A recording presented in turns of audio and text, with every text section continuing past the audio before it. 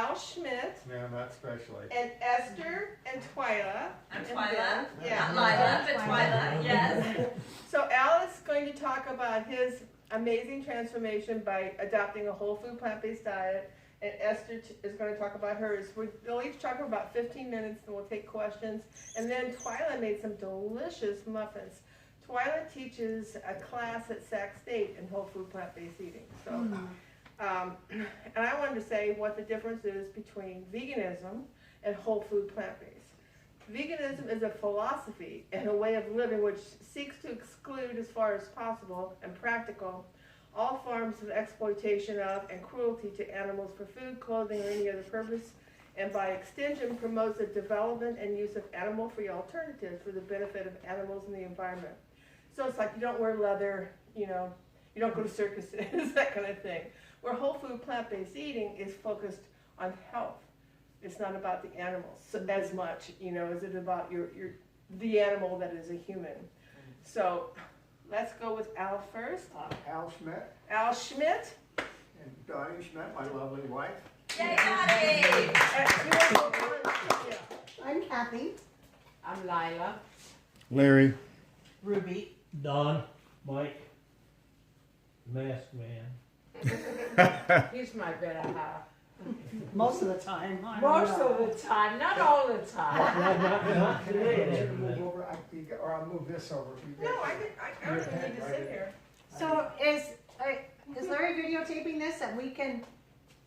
Yes. Okay, because So my daughter. Don't say anything you're not I supposed know, to right? say. And Because my, he'll go on Facebook. yeah, my daughter was wondering if she could see it, you know, later. Yeah, they can put it up. Maybe they'll put it on their website. They have a Yeah, I website. can put it on YouTube. And can I ask everybody to mute their phones? Oh yeah. What? Nobody ever calls me. No one ever calls, but I can do that really. I don't even know where mine is. It's in the mine's bedroom. over there. You want to hear mine? It's in the bedroom. All right, do we have anybody here that has any coronary artery disease? Raise your hand. Okay, there's 2 people are honest, the rest of you are all liars. You all have it now. If you've been on Yeah. a standard American diet, you've got it. But, be that as it may, now the reason I have this little presentation is Excuse me, not are we to, liars or misinformed? yes. Okay. It's gonna go walk out. Misinformed, yeah. Okay. I'm not socially correct. Okay, I just thought I would correct. I'm not you. politically correct. So the reason that I do this, Socially. thank you, dear. And the reason I do this is not to impress you people. It's just I don't have enough memory and I can't remember this. So this is really my cue cards. This is my teleprompter. But I share it with you.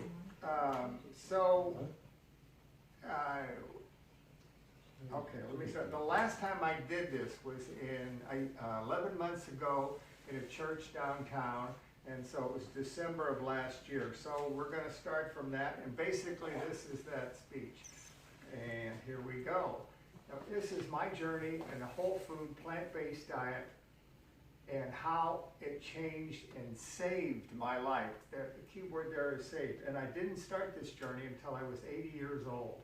how old are you now? Now, I can't read it for that far, so I'm gonna have 84. to, 80, You're I'm now 84? 85. I've been on this diet, as has Esther. We both started it in July of 2016. And both of us are very happy with it. All right, so I'm gonna have to stand up here and do it. All right, I had end-stage coronary artery disease at 80, as I said. Now, if that sounds serious, it's because it is. And basically you can't do anything. All right, when I was 48, I had 5 vessel bypass surgery. And that was the most traumatic experience in my life. It felt like someone put me in a big gunny sack. All my ex-wives came and beat the hell out of me, and then they threw me down the stairs. And I said, I am never going to do this again. I mean, it was terrible. Wow. So I took the pledge, and the pledge was no red meat. I ate meat still, but no red meat, and I wanted to go on a low-fat diet. Well, this was in the 80s. And in the 80s, people were eating 45% fat. Now they're eating just as much as a percent of your caloric intake. So I said, I'm going to cut it back to 20, maybe 25. And actually I did that for the rest of my life. And so, where was I? Okay. In 1999, I retired, moved up the Sacramento area and started bicycling. And one day in 2005, my lovely Dottie and I were out bicycling and I had a back pain. And I thought, oh, that's not too good. So we were on a 14-mile, we were halfway into a 14-mile ride. So we turned around and came back. And the pain didn't go away. I threw the bike in the back of the truck, and Dottie says, want me to drive? Oh, no, I can drive. So I got on the freeway, drive home. It still doesn't go away. Take you into a hospital, and they said, oh, you've had a heart attack. And I go, oh, my. So I really did not want to have the bypass surgery again, because back when I did it in '85, they said the first time you do it, the survival rates, or the mortality rate is like 3%, but the second time they do it, it goes higher. So, I didn't want to do that. Well, Cardiologist? Thank you. I need all the help I can get. The cardiologist said, well, we don't have to do it. We'll put a stent in. And besides, even if we didn't have to put a stent in, you don't have to worry. They've improved the things, and the mortality is not that high. But that's right. So they put a stent in. Well, that was the easiest thing in the world. They put a stent in. I go in the hospital. I spend an overnight in the hospital. I have all these nurses looking at the incision in my groin, and I'm thinking, this isn't that bad. So I got out, and the thing that occurred to me is that if this had happened to me that many years ago, that was 30 years ago, would I have changed my lifestyle? And the answer is probably not, because I didn't change my lifestyle after this. I thought I was doing good. I mean, everybody said, oh man, you've had 30 years on a quadruple bypass. You're pretty good. I said, okay. So that's now in 2013, I had my second, I can't read it. Oh yeah. I had another stint put in, but it didn't help at all. So they gave me some drugs. They put me on the drugs, which they love to do. They put me on Imdor and Renexa. And I don't know if you know what those are, because I certainly didn't. But they're drugs that open up the blood vessels in it. Well, every drug has a side effect except whole food. The side effect was that I was always dizzy, and I couldn't begin to do this. I couldn't sit down, sit down and relax like that. I could not do that. Oh, I'd fall over and fall down. It lowers your blood pressure too much at times. So I was walking around the house feeling like I was drunk, except I hadn't had anything to drink. And I was falling down. I was dizzy and weak. Not a good life. So then in 2016, yet another stint. And again, this didn't do anything. And I will show you later on how it totally interfered with, well, the stint didn't do much at all, but my life at that point wasn't too good. They told me I couldn't do anything. And basically I couldn't climb stairs. I live in a 2-story house, so I had to put in stair lifts. And that was cheaper than moving. And it was just horrible. There's a little bit of slope down to the street, so I could take the trash down, but I couldn't bring it back up. I couldn't bring the empty one back up. It was bad. So, as I said, I put the stair lifts in, and I canceled a whole bunch of trips. One of my bucket lists was to go fishing in Alaska. Well, you fly into Anchorage, then you take a little puddle jumper for 2 hours to a fishing village, which is conveniently located in the middle of nowhere. So if you have any sort of a problem, you're SOL. So I thought, okay, we'll cancel that one.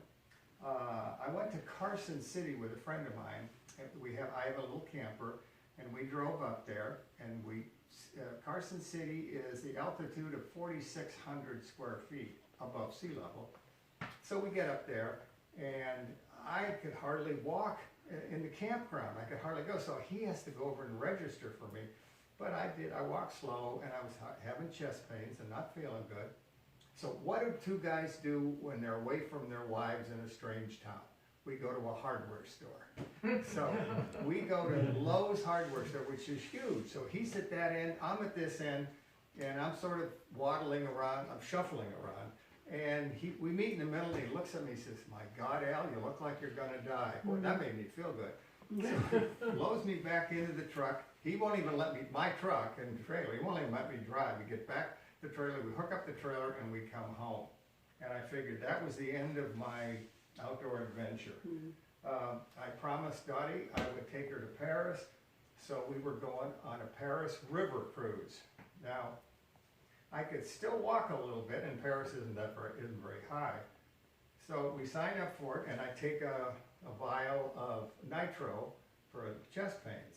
All right, so we get there, and before you go on the cruise, you get to walk around Paris a little bit, and they don't walk very fast. There's a gaggle of 25 of us, and so if I'm always at the end, and there was some other cripple worse than me that had bad bum leg or something, so they couldn't walk fast. So that was, I hung around with them.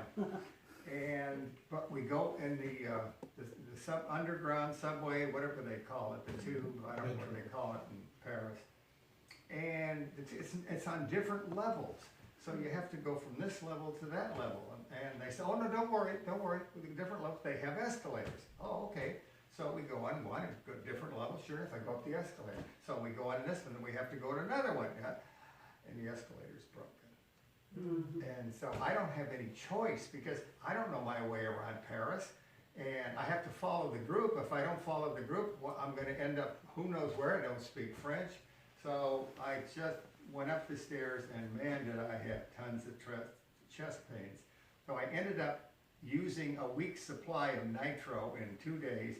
And a longer story is that we finally came back to it, cut the whole trip short. And so that was a big disappointment.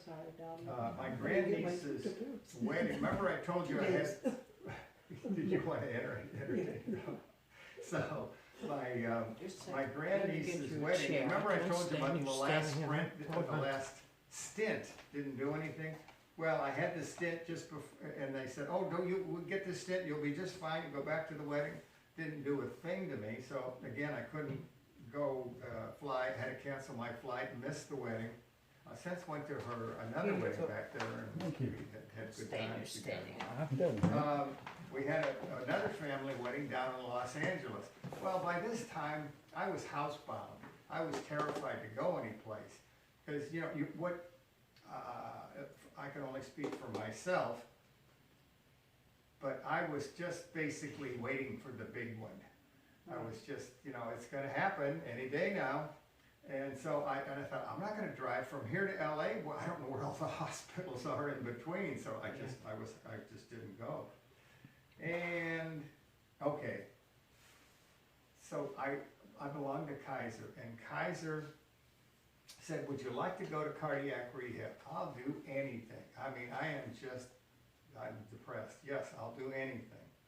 So Dottie takes me over there, and I shuffle into the room, and the room was maybe 4 times bigger than this, and there are 25, 30 people in there.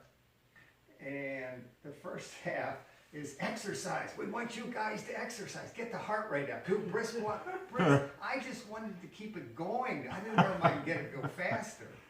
So I thought, oh man, I was depressed. This was, I was looking up to see the curb. So, that's the first half, and so then the second half is we're going to talk about diet. Well, and when I was 1984, I changed my diet, and it seemed to work. So I thought, okay, I can change my diet. Give me a little information. So this fat lady, well, I mean, she was huge. She waltzes out and says, "I'm going to talk about the whole food plant-based diet." And I thought, bury me now. I don't have a chance. But she went on to say that I'm not on the diet, and we just sort of recommend it. We don't suggest it. We don't really recommend it. And I thought, well, what are you up here for? Right. But she showed me a slide, and I don't know if you can see this or not. See if does this show up? No, it doesn't show on the screen. But right here, there's an occlusion in this is in the heart, one of the arteries in the heart. And evidently, you can't operate on it, so the guy, it was a young 32, I don't know how old he was, but he was a young man. Anybody's a young man compared to me. So this is 32 months later, not 36, not a full 3 years, just 32 months, and that just spoke to me. I thought it was a lifeline thrown to a dying man. Because my life, in my mind, my life expectancy was in months, not years. And I didn't know that I could live for 32 months to see the effect of this, but as they say, I was going to die trying. So I decided we'll go on the diet. So they recommended, let's see what the next slide says. Yes, they recommended 3 books. They didn't give them to me, they recommended them, and I recommend these to you. And somewhere in here, I have a resource sheet that I will give you that has these books and many other ones on, plus DVDs to watch, plus websites to go to where you can get recipes and the whole thing. But this was the first book, and this one spoke to me because he took 22 people that were cardiac cripples that the medical profession had given up on, and they expected them to die, and that spoke to me. And they were on the diet for 10 more years. 4 of those people decided they couldn't eat that way. They said, I'd rather eat cardboard than that. So they couldn't eat that way. Those people all passed away. They didn't make it. Of the 18 people that stayed on the diet, the last time I heard it was like 30 years. They're still alive. Now, I haven't looked into this for over a year, but there was no coronary artery events in those 18 people after they stuck to the diet. The next one was How Not to Die by Dr. Greger. And the very first page of the book, in the preface, he explains why he got into medicine. And the reason he got into medicine was because his 65-year-old grandmother, that's a young chick for me, 65-year-old, they sent her home in a wheelchair, she couldn't walk, and just said, well, you can die. So she got herself, somehow, I don't know where they were living, she got herself to California in the Pritikin Institute, that was probably in the 80s, which was going then, and in 3 weeks, she would walk 10 miles. Wow. So I thought, again, here's another piece of inspiration, because I needed it. I was so depressed. I mean, my life was over. I figured, well, I'd almost lived a good life, but it was ending. So the last one was the China Study by T. Colin Campbell, and that's really a hard slog, but it's a lot of science in it, and I respond well to that. All right, so this is Dr. Eshelston's diet right from the book, word for word, not might be being a smartass. You may not eat anything with a mother or a face. That is no meat, poultry, or fish. In other words, no animal products. Okay. Then it says you cannot eat dairy products or eggs. Well, again, those are animal products. Never mind. All right, you must not consume any oil of any kind, period, not a drop. And Ben here will tell you how important that is if you're interested in losing weight. But it really worked for me because, because of my coronary artery disease. How much did you weigh? I weighed 180, and I'll get into that. I have some results, I'll get into that. You cannot eat nuts or avocados, and that makes a lot of sense because they're both very rich in oil, which is fat, and no sugar. And again, the body takes sugar and turns it into fat. So fat is the key to all of this. All right, now, low fat. The fat content shown, your fat content in terms of the caloric intake should be 9 to 11%.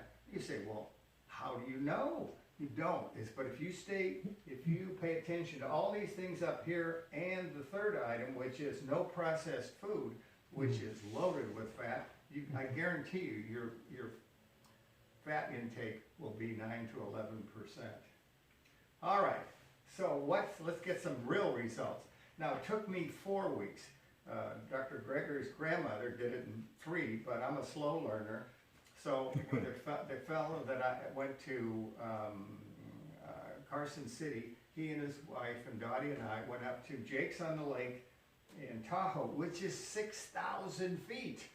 And I got up there and I had a nice salad. I take my own dressing, no fat dressing. And we said, I was feeling great. We said, let's see if we can walk around the lake at 6,000 feet. We walked a mile around the lake. I came back, walked up 2 flights of stairs to the car, never had a chest pain, never had a problem. I went home, took out the stair lifts at home, and I haven't looked back. All right, this was me when I was in Paris. And this is me at a Sacramento Vegan Society event or something. Tammy took that picture. And you can't tell from my picture. One of the reasons that I have this, I go through all of this, is to let you know what terrible shape I was in. If you saw a picture of Esther before, you could tell that she could represent the Goodyear company. But you couldn't tell. I was just an unhappy guy. I weighed 180 then, but I was miserable. I was in Paris. I couldn't walk around without terrible chest pains, and so it wasn't good. All right. I still don't. I didn't have any angina. I could walk upstairs. That was such a neat thing to be mobile again. My cholesterol went from 96 to 150 in 2 months.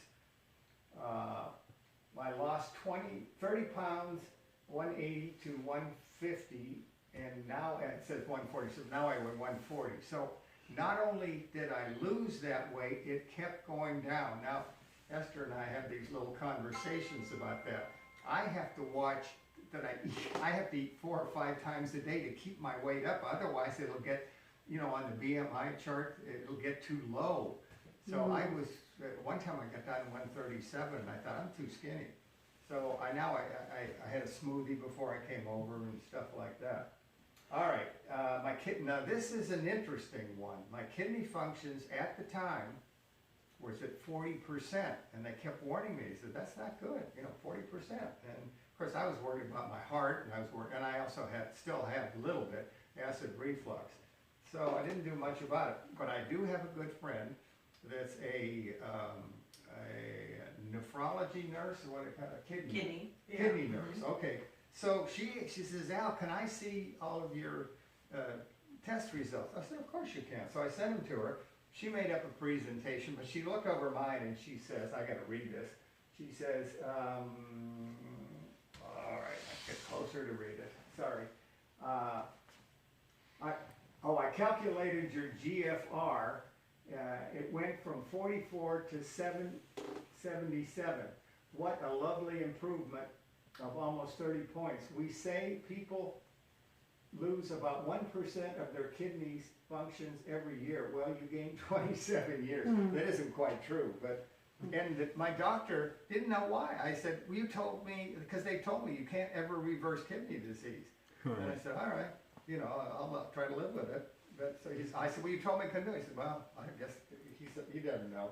All right, and this is a cute one. She said, she makes presentations too. She says, presidential diet, and she quotes me as saying, I eat the same diet that President Clinton did, except that he cheats and I never do. So I thought that was a little political. Yeah. All right. I don't get ugly bruises anymore. I used to bruise all the time, and Dottie did too, and she bruises less now that she's on the diet. My skin is still super thin. I'll come in from working in the garage, and I'll, oh yeah, I'm dripping blood on the couch. And because I'm not aware I cut myself. Can't fix the thin skin. All right, I had terrible, ugly, purple marks on my ankles. I wore socks and never wore sandals, so it didn't show up. But 11 months after I was on the diet, I thought, whoops, they're all gone. Isn't that a nice thing? The other thing is when they did the bypass, they stripped a vein out of my leg and they put it in my heart. Well, from then on, for the rest, and that was when I was 85, from then on, my left foot would be a little puffy. You'd look down in the shower, and you could see the veins on my right foot, but not on my left. Again, about 11, 12 months, I looked down, there's my veins. They were quit hiding on me. So that was interesting. For the men in the group, my PSA went from 7 to 3.8, which, that's a good sign. The number of daily pills I take went from 20, and now I'm sort of on 1.5. I take something for my acid reflux, and I'm not quite convinced, I've talked to you about this, that I should be off the thyroid. So every once in a while I sneak a thyroid in, but that's not bad.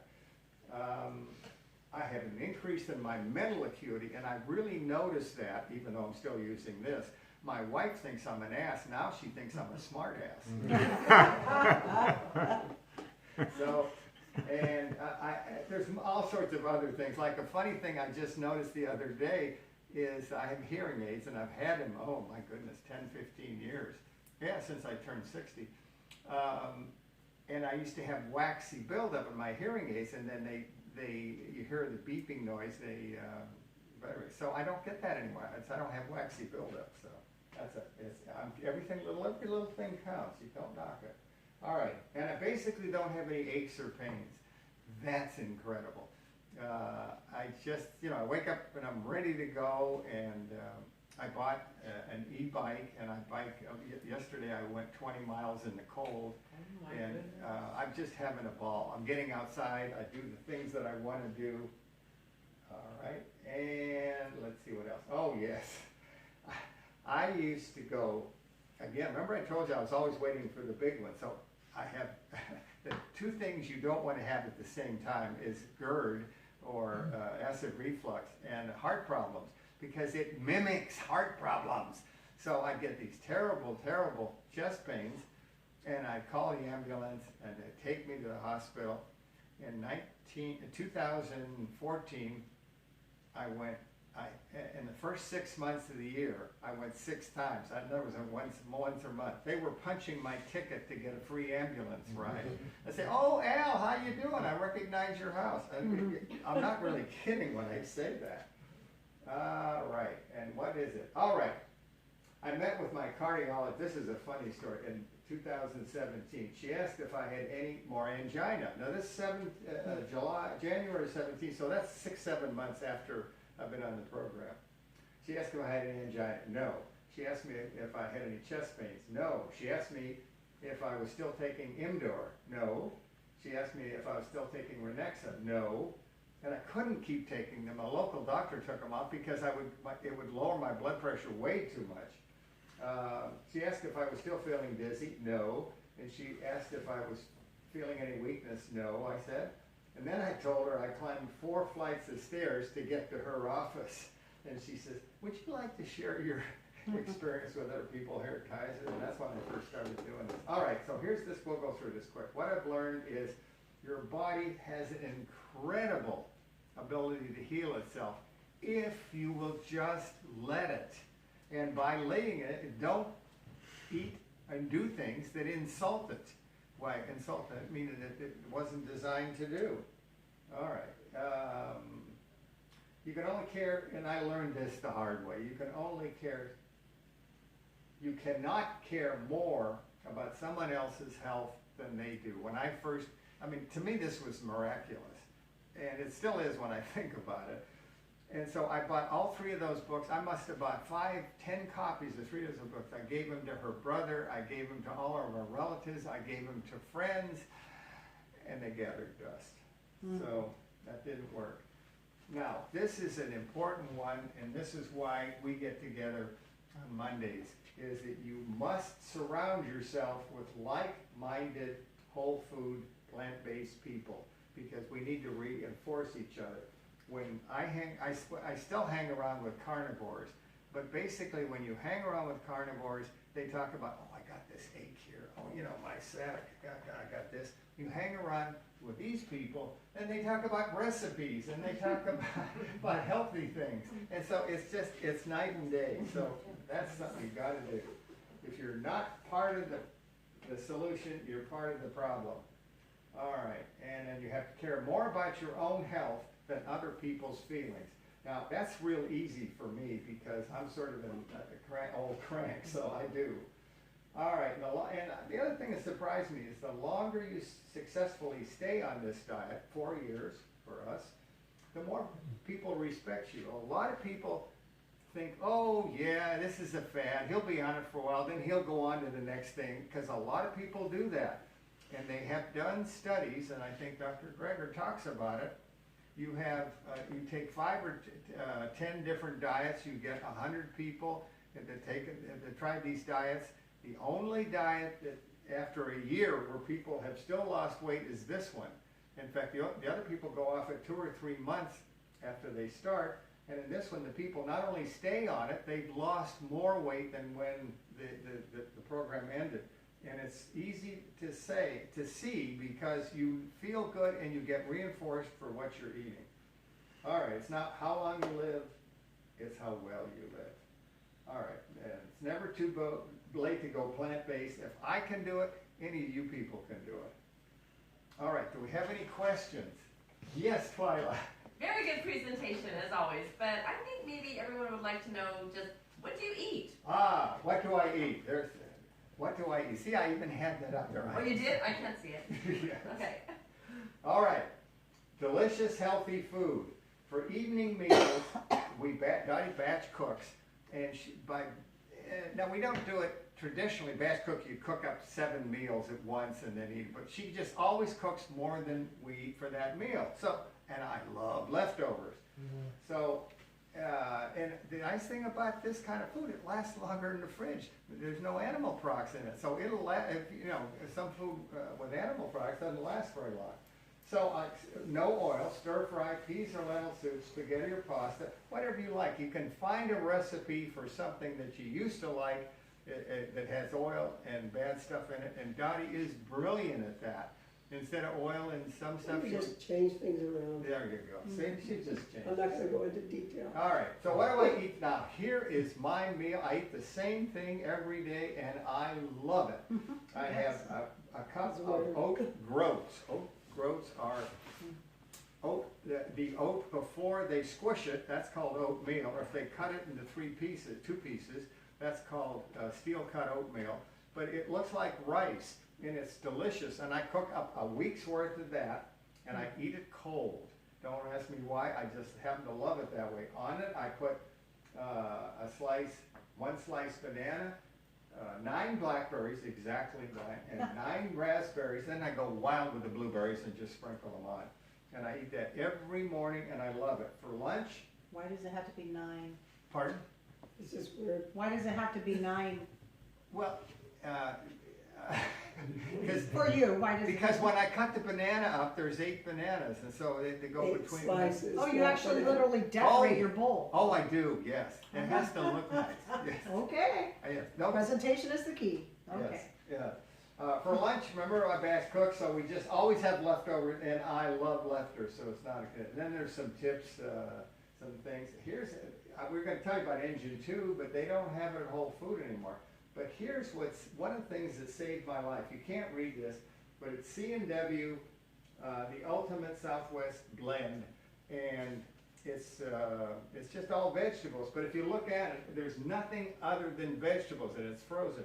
So I would cut up some lettuce and put it in the bowl, dump some of that on it, and then I put no-fat dressing on that, and it's delicious. So I made That's a salad. meals out of things like that in the beginning.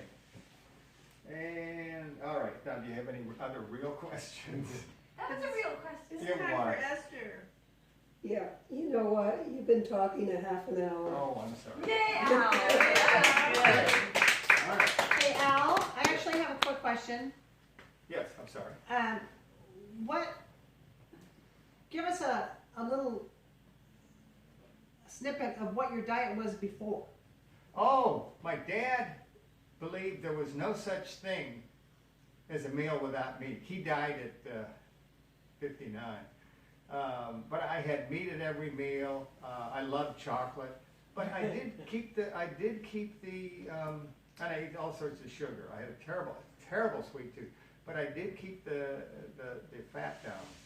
And I think that kept me alive for all those years. But I ate the Yeah, standard American diet, Okay. you know, hamburgers. I didn't eat French fries, too much oil. You never ate a hamburger? Oh, I didn't, you're right. I would eat No, chicken. chicken. I eat chicken, like, and fish. Oh, Dottie makes a mean fish dish. So, all right, I'm sorry. Sorry it took so long, guys. Oh, no, it's great. We've heard it all. I had Esther on my radio show, and she brought her lovely husband. And when we had the show, and Larry and he met, they realized that they were in a band together 50 years ago in No Rio way. Linda. Oh, wow. So they were like really good friends from 50 years ago, and it was like a godsend to reconnect, and it was a magical moment. That was so fun. So Esther. Well, I thank you, Peggy, for putting this all together, and I don't have a presentation, but I think I know my story by now. I'm 77 now. I started the McDougall program for maximum weight loss when I was 72, almost 73. So the miracle for me is that it is possible at an advanced age to completely change our lives. It's never too late. And whether you go extreme like I did or not, any bite you take towards health is better than a diet that includes the word die in it. Health contains the word heal. So how do we know the difference between what's going to lead us towards health and what's going to lead us towards a death or disease? Well, I'll go back and tell you a little bit about my story. Ben and I have been fortunate to do lots of traveling, and we've been all over the world together, either on cruises or on land trips, you know. And cruises were really great initially because we were both fat. Ben at his highest was 322. At my highest, I was 282. And cruising allowed us to sail away and enjoy all the amenities of a ship. And then if we went on an excursion, the excursions would be comfortable enough that we could keep up, you know. Well, things were going along really well, and then our last trip was 4 years ago. We went to Ireland. Now this was a land tour. We had kind of advanced to where we could do land tours too. Well, by the time the tour was over, during which time I was usually the last catching up with the tour, either because of my weight and my knees or because I was taking pictures, but probably because of my weight. And so we got to the airport, and Ben he wanted to get to the gate, so he went ahead of me, and I'm pulling my own suitcase. And by this time, my feet hurt so badly, and my knees hurt so much, I could hardly take another step. And I wanted to cry. I wanted to just sit down in that airport until somebody could rescue me. Because you know those little guys that go around those little cars? They weren't anywhere to be found to take me. And I didn't know what I was going to do. I felt helpless. And, you know, I was very sick internally, but I didn't think I was. I mean, I had GERD, I had diverticulitis, I had thyroid disease, I had high blood pressure, I had sleep apnea, I had pain. But if you had asked me, none of those slowed me down, you see. So I didn't ever have to face the fact that I had all of these things, high blood pressure, taking statins, all of those things. So I would have thought I was really well, but just having difficulty moving, you know. And on that trip to Ireland, I know I was sitting in that bathtub every night and put the shampoo in there and make the bubbles so I could just relax and try to make my body be comfortable for the next day. Well, I finally did have to take one step in front of the other to make it to the gate. And I didn't know what I was going to do, because this was in May of 2016, and we had a trip to go to China in September. And I thought, you know, you already paid for it, you've got to go, and you don't want to forfeit your money. And I just didn't know what to do. So we came home, and after I was home for a little while, I had some reprieve. You know, it wasn't as bad as it had been on the trip. And finally, I went to the doctor to see what could be done. And he said, I could give you injections into your knees, or you could continue taking pain medication to get you through the next trip, or he said I could refer you to orthopedics for knee replacements. Well, I'm all about choices. I like choices in my life. And at that moment, I didn't have a choice because then he added, but you have to lose 70 pounds first. And I thought, oh dear, that just took away the choice immediately because it wasn't going to happen. So I do believe in divine guidance and divine intervention, if you will, because I have a really good friend and she was concerned about her becoming closer and closer to being diabetic. So she was doing a lot of research, and she's a clinical psychologist as well, but she was doing this research to find out what could she do, to avoid having to have a full-blown diabetic situation. And as she was reading through the materials, she loves to do research, she came across Dr. McDougall's Maximum Weight Loss book, and she said to me, I think this would work for you. Well, I've been on every diet, as most of us have been. I have been to Tops, Take Off Pound Sensibly, I've been to Weight Watchers, I've been to the Diet Center, I've been to Overeaters Anonymous, and worst of all, I went on the Dr. Atkins diet. Now, many of you may have tried that, maybe with some success, but if you're still inquiring about your health, then it wasn't successful, you probably wouldn't be here. I went on that, and Ben did too, and we had really good success losing weight because you don't get hungry, but you're playing tricks with your body. You're putting your body into a state of ketosis so that you don't get hungry.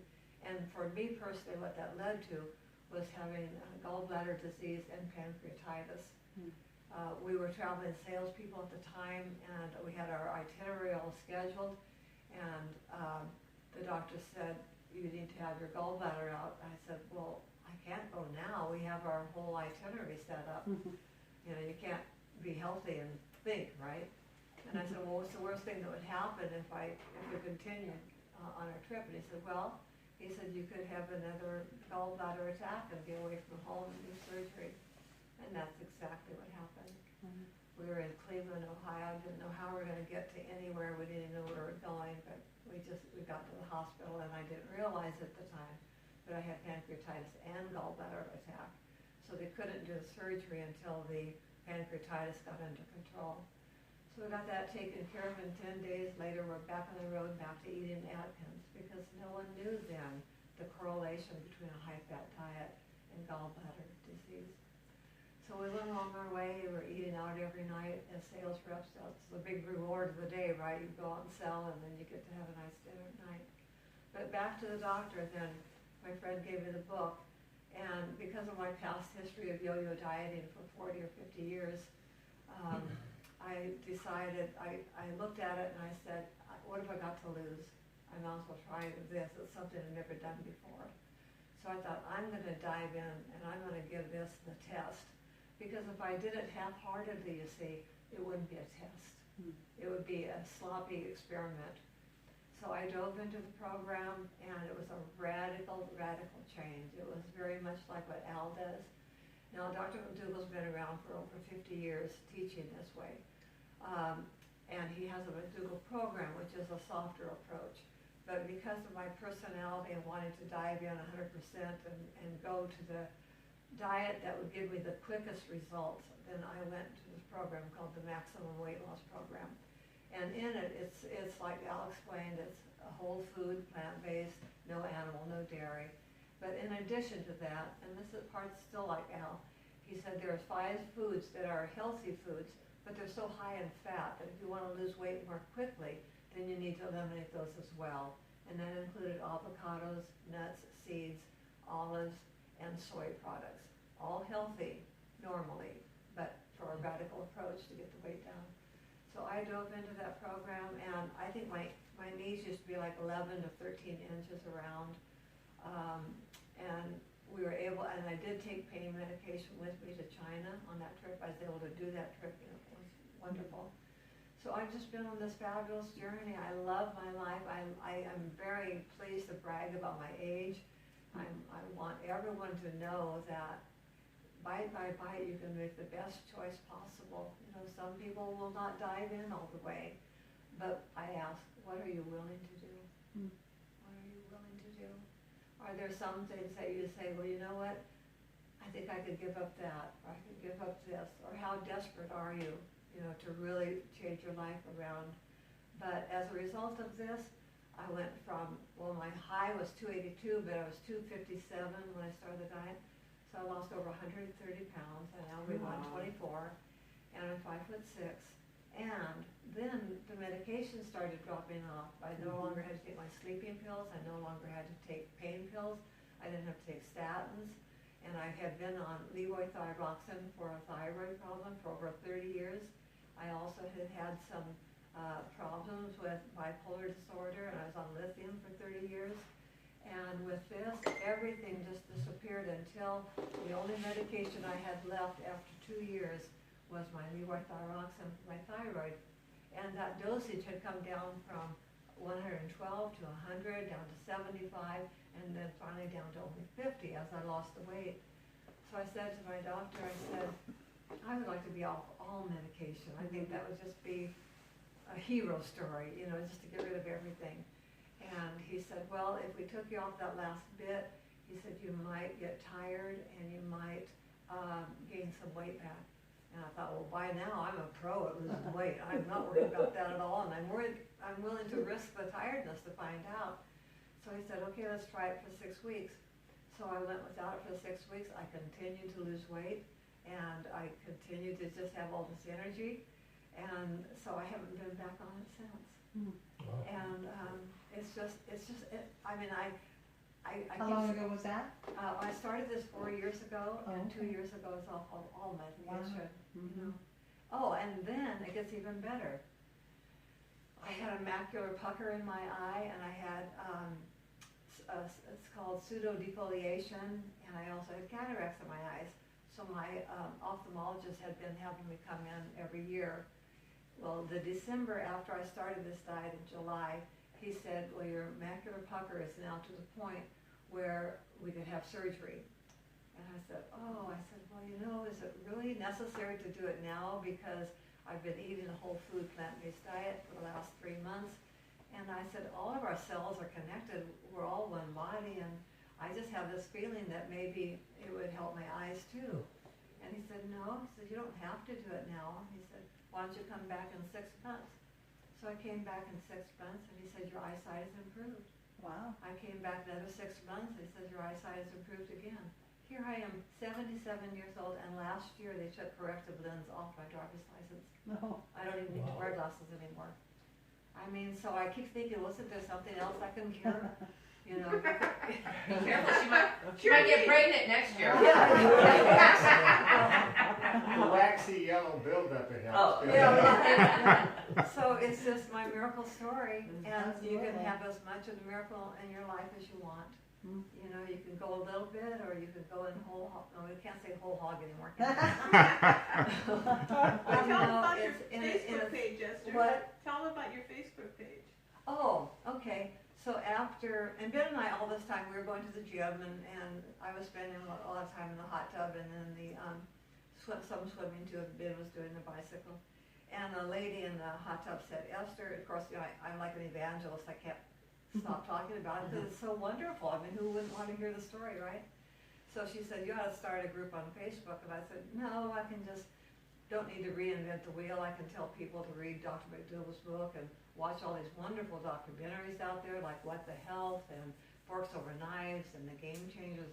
There's so much available to us now to learn rather than just take it from one person's testimony. But as I thought about it, I thought, well, maybe it would be helpful to start something on Facebook. So I called it Esther's Nutritional Journey. And I think maybe about 5 or 6 of my family signed up. You know how it is with a multi-marketing plant. You always attack your family first. And so they had just joined to support me. And then as I told the story at the gym, more and more started to join. And I'm proud now to say there's 7,100 people in my group. So every day I post photos of what I eat because I eat so simply. I don't even have to have a recipe for anything I make. And it's just, you look at the whole food, and if it's food, it's food, you know. If it was mixed up in some concoction or something, that's not for me.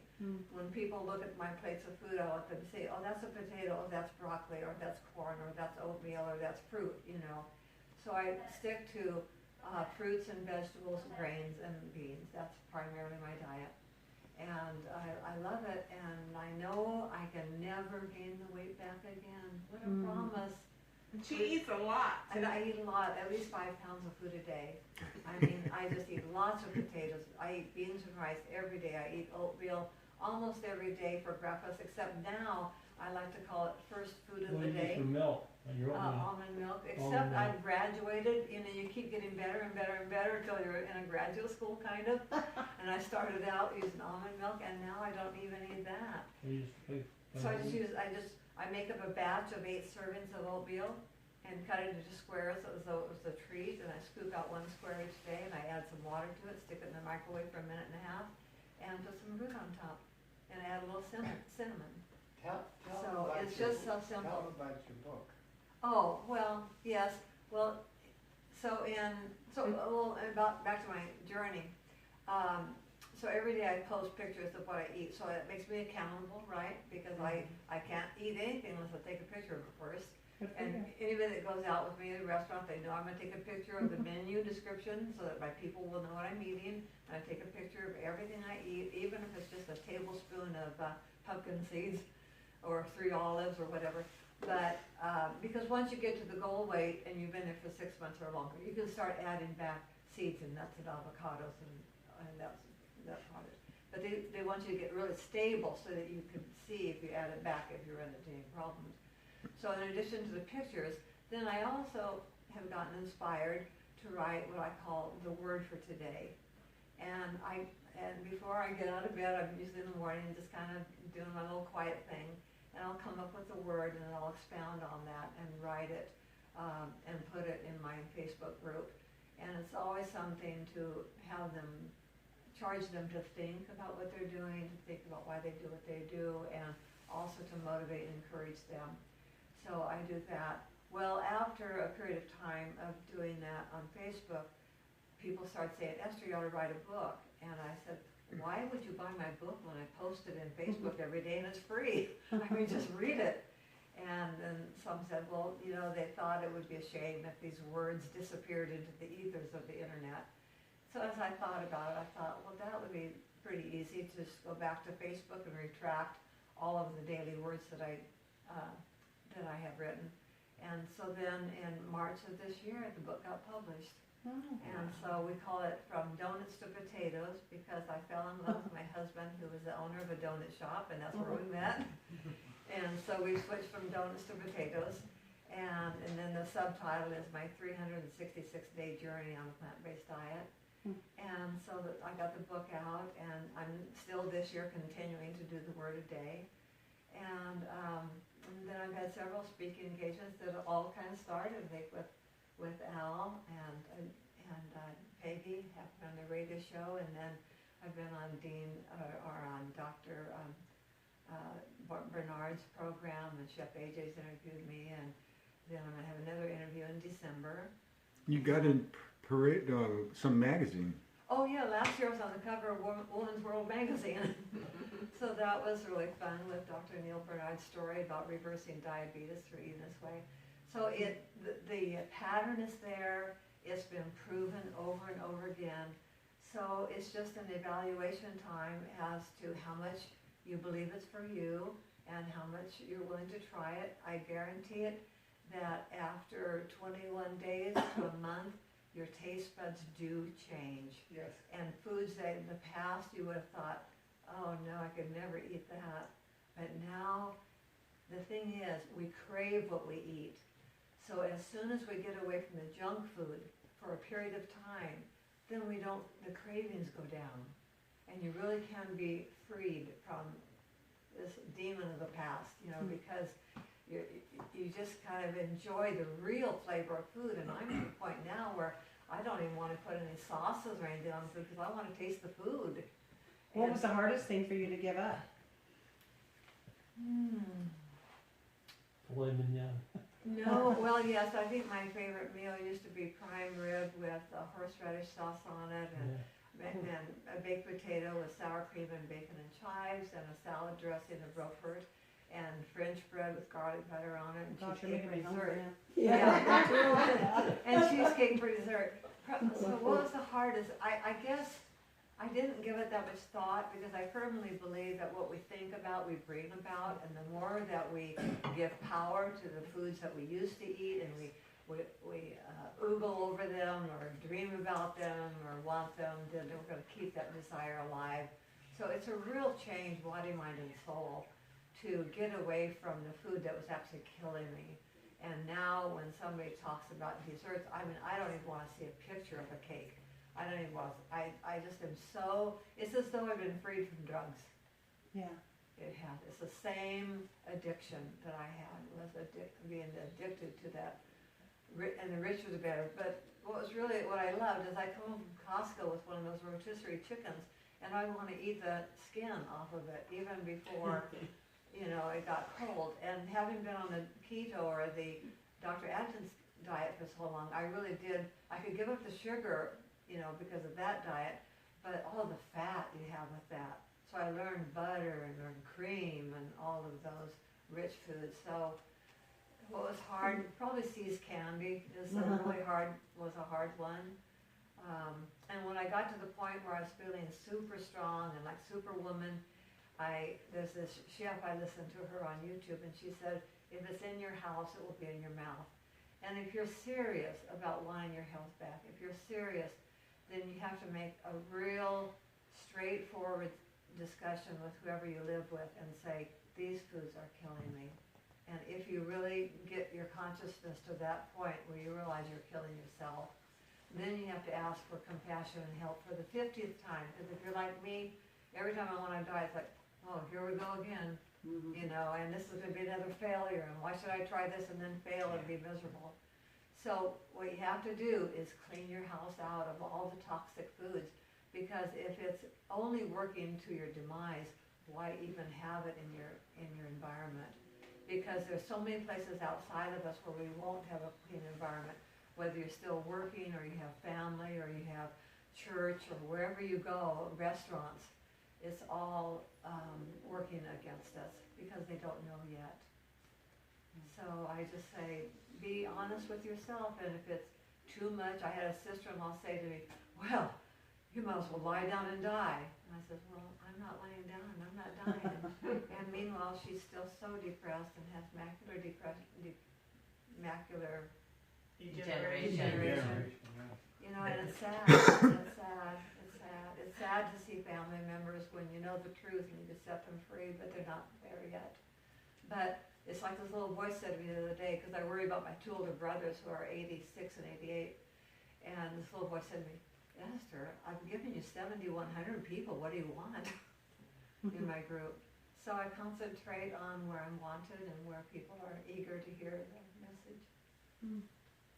So I brought a little brochure that one of the people in my group made up. I'll pass it out to you. Is the name of the book in that brochure? Yes. And Esther, Twyla just has a couple of things. I just wanted to just echo what they had said. They both, I know Al has spoken at my class before the whole COVID thing. I was What giving is your a- class? My class was at Sac State. Okay. It was via the Renaissance Society. Are any of you familiar with the Renaissance Society? The Renaissance Society is a group of lifelong learners who want to continue learning after they've either retired or gotten older. And we would go to Sac State every Friday, and my class was there. They first asked me to give the class when they saw one of my cooking demos at the farmer's market. And someone came up to me and said, how would you like to teach a class on plant-based living at Sac State? And I said, okay. And she told me about the program. And then she said, well, what's the least amount of people you'll do it for, because we've never offered this class before. And I thought, well, if 5 people want to hear what I have to say, I said, I'll do 5 people. And then they said, okay, you have to register for the class yourself to make sure you're getting the emails and stuff. So I signed up for the class myself, and it was full. I couldn't get into my own class that I was teaching. I said, how could it be full? She said, well, we limited it at 55 people. Oh my I goodness. said, what? I go, well, let's not limit it. And she said, okay, so that first semester I had 75 people who were all over the age of 55 to, the average age is probably, what do you think, Al, like 70, 72, that wanted to know more about plant-based eating. It was a 12-week program. I brought in lots of information, lots of guest speakers. The second time I gave it, they found a bigger room for me, so I had 98 people. And then the third semester, I had 105. The only reason I'm not doing it now is because Sac State is not in class because of the virus and stuff. But I've been asked to come back and do it. The only thing is Sac State is not going back to on-campus classes, so I'll have to do it at a different place that only allows a certain number of people. And if everything goes as planned, that's what I'm going to be doing starting in February. But I just wanted to say, Al and Esther they're like idols as far as your health goes, and I don't ever want to sell anything they say short. I have not reached I think prevention has been really helpful for me because my dad died of a massive heart attack in the backyard when he was 62 years old, and that was after a quintuple bypass surgery. And they said it would help him. It obviously didn't, but he continued to eat, and I sometimes feel guilty about that because he loved my chocolate chip cookies, and I don't know if you remember that cake. Pillsbury had a contest, and it was the Tunnel of Fudge cake. Do you remember that cake? Well, I make it all the time for my dad. Now, my dad's a veteran of the Korean War, so I dedicate these cupcakes to him because he loved chocolate, and these have no oil, everything's vegan, there's no dairy product in it, there's no oil, and it's wheat-free, gluten-free, and vegan. So I dedicate these to my dad every birthday, every Veterans Day. My mom died at the age of 86 after having 4 pacemakers put in for her life, and when she died, she was on 26 medications every day. We cleaned out her house, and we measured the amount of prescription drugs she had left. When she died, she was about, I would say, 99 pounds, and there were 6 pounds of medication left over. And how much does a capsule weigh? Not very much, but 6 pounds is a lot. So I want to live a long time to see my grandson, my great-grandkids, and I thank Esther and Dr. Eshelston and Dr. Bernard. You'll hear all those names over and over. But if you ever have any questions, my specialty, I'm just a girl that wants to have fun with food. It's easy to look at Julia Child and think, oh wow, look what she did. But she added tons of butter, sugar, milk, whatever.